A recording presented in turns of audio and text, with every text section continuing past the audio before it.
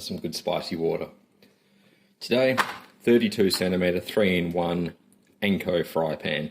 Had to get it. It's normally $25. It was marked down to 17, and it looks pretty neat. There is one obvious immediate flaw though, which is my normal 32 centimeter splatter guards. That one, or that one, both of which are from Kmart, aren't quite gonna cut it, are they? There is also, oh, I just made a hell of a mess over there. There is also another big flaw here. So it supports electric, gas, ceramic, halogen. Doesn't support induction. Now the specs say that this is aluminium and stainless steel. I do not know which part of this is stainless steel. Maybe there's some lugs under there that touch the handle. The handle though is silicon, which is great, and Bakelite. I'm not sure if you know what Bakelite is, but it was invented in 1907. It's a awesome material, which is what those big old clunky phones you could really smash the handle down on. Those were made out of Bakelite. The ones that you could probably pick up and knock someone out with. It's an incredibly cool material, and there's some YouTubers out there that also try to recreate it, which is worth watching. But normally $17, marked down, sorry, normally $25, marked down to 17.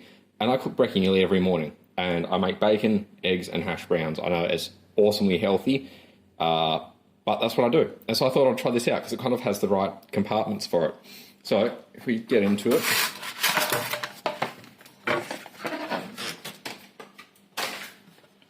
it's, yeah, I'd say this is going to be your egg spot, hash brown, bacon, I guess.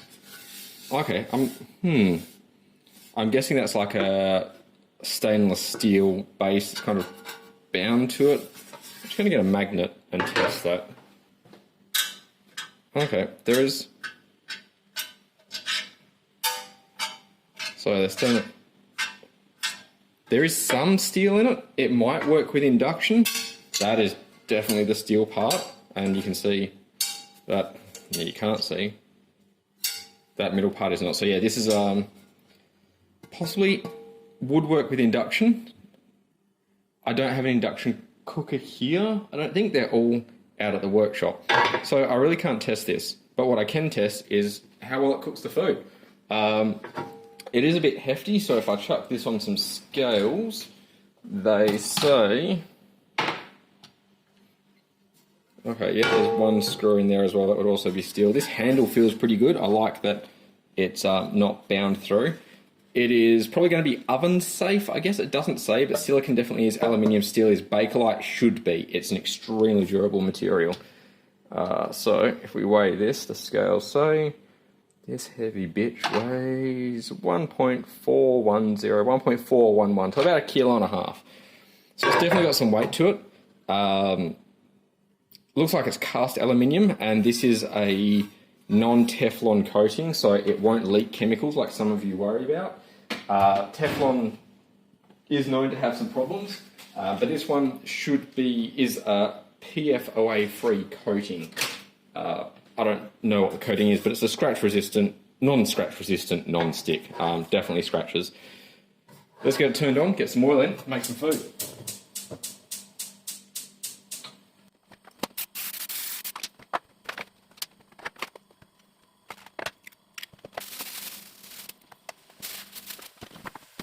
Alright, so these are my normal hash browns that I get, which are bird's eye. These ones are not gluten-free, I believe. It doesn't say anything about gluten on the packet, but I can feel that they got gluten in them because I'm one of those sensitive little bitches like that. I believe the Edgel ones are gluten-free. I normally try to get them. They don't taste as good though. This is your normal Woolworths brand shortcut bacon that's pretty cheap. These are Margaret River free-range eggs, which I quite like. Extra large, so 700 gram dozen. This is pretty much my stock standard brekkie. Sometimes a bit more oil, sometimes a little bit less. Now I've got some immediate concerns about how much this is going to splatter. That egg filled out pretty nicely. Alright, that should help cook the egg on top a little bit. It's not the safest thing to do. I might have a bit of trouble flipping these, we'll see. They kind of just fit. I'm not sure if that's meant to be a hash brown section. Maybe the hash browns go there, but then bacon wouldn't go there. I don't know. 3-in-1. Put what you want where you want. Now, the bacon splatter is going to be the obvious problem there, so I'm going to sit it like that, give it a minute, we'll see how hard it is to flip the hash brown. I also have a bit of concern about the heat dispersion in this. It has got a bit of thickness. As you can see, this wall is maybe 3 or 4 mil thick, and it looks like that carries all the way under, which is why this weighs so much. But you never know. So Let's give it a few minutes. Top up my spicy water. See how well she does. Clean up this bloody mess I made over here.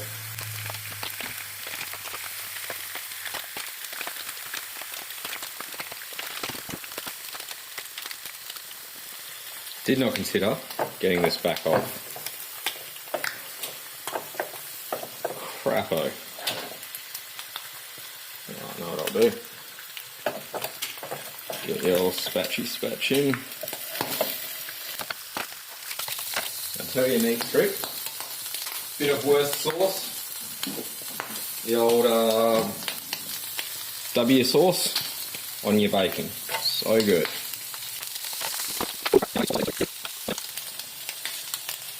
They're not quite crispening up how I want them to, so I'm going to move them more towards the middle there, get a bit more heat on those hash browns.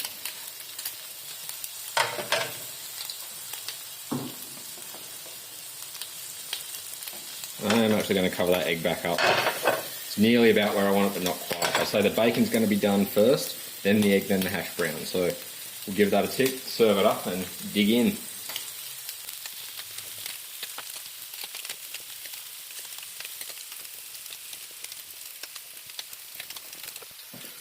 I'm calling that cooked. I'm not going to keep waiting for these hash browns. It might need a little bit more, but we'll have a look and decide whether or not the hash brown cooking part of this equation works well or not. Bloody hell, this.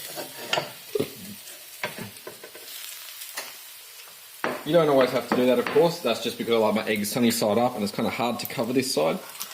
So that bacon is cooked bloody excellently. Hash browns might need another flipperoo. Oh, they're not too bad. On that side for a tick. That one's better. Alright, yeah, so there is a bit of, it's definitely hotter there as we'd expect. How's this egg going? Oh, look at that. So, that is not bad at all.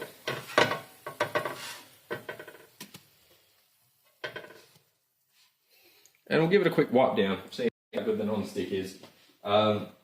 I'm not going to test the non-stick in the normal way because this is the same manufacturing process, coating and everything like that, as the other Anko fry pans I've tested.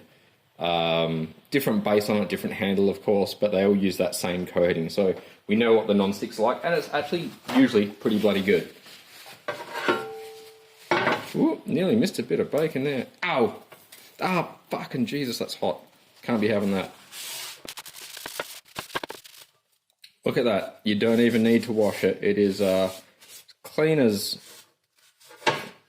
you need to make another delicious meal. You can of course throw beans, sausages, whatever. In fact, that'll be pretty good for some little Cumberland sausages. You can maybe do some beans in there. They wouldn't stay contained. This is definitely a bacon side, maybe even a toast side. So you could sausages, toast, and an egg. That would work pretty well too. But let me know what your brekkie preference is. I'm really curious what people eat. I'm also a fan of a bit of toast with Vegemite on it or wheat bix, but I'm fairly active, so I like to have this combination. It's got a bit of fats, salts, some sugars, iron, carbs, and that seems to keep me going pretty well. And so far, haven't gotten fat. We'll see how long that lasts. Anyway, like, subscribe, hit the dingleberry, leave some comments. Catch you next time.